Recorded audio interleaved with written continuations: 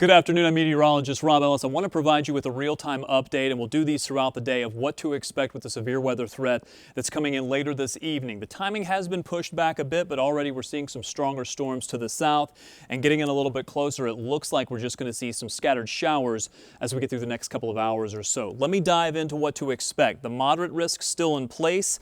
It does include portions of Chicagoland farther to the west, an enhanced risk for almost everyone. Drops to a slight risk farther to the north, but this is pretty significant. It's not very often that you will see this. What is also more significant is that we have a higher probability of tornadoes. I know 10 to 15% doesn't sound like a lot, but that's very significant. And that hatched area, that area of lines, vertical lines that you see, that's where we could have some stronger tornadoes. The possibility that some of these could be long-lived and on the higher side. The severe wind probabilities farther to the south, that's not as big a concern, but it's always there with severe thunderstorms, and it looks like hail potential could also be there. Again, the hatched marks show where we could see some larger hail. That would be hail over 2 inches in diameter. The severe storm threat, here's kind of a breakdown of all the possibilities. Tornado threat is up there. The wind and hail threat is there.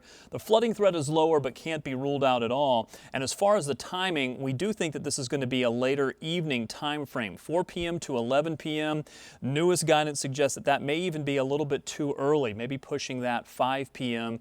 to midnight from west to east. And then after that, by Sunday, we do have some gusty winds that are going to roll in. So some scattered storms in the afternoon through about 7 p.m. I think the better chance for severe storms is going to be pushed back a little bit to the evening through about 11 p.m. or so, maybe a little bit later as you approach Chicago and northwest Indiana. And then overnight, as we move that out, it is going to be very windy. Here's a little bit of a closer look at it. Again, a break through the early part of the evening, but then storms moving in from the west, moving through quickly, and then eventually clearing out overnight. It is going to warm up. In fact, we'll reach our warmest temperature likely around 9 to 11 tonight, and that's why we're concerned about that possibility for severe weather before things cool down. Quick look at radar, what we've been seeing this afternoon farther to the south. That's where we currently see the storms concentrated in parts of central Indiana and central Illinois, but that will likely be changing. By the way, we already have a wind advisory that's in place for almost all of Sunday, and tornado watches are starting to pop up to the west. They do include LaSalle County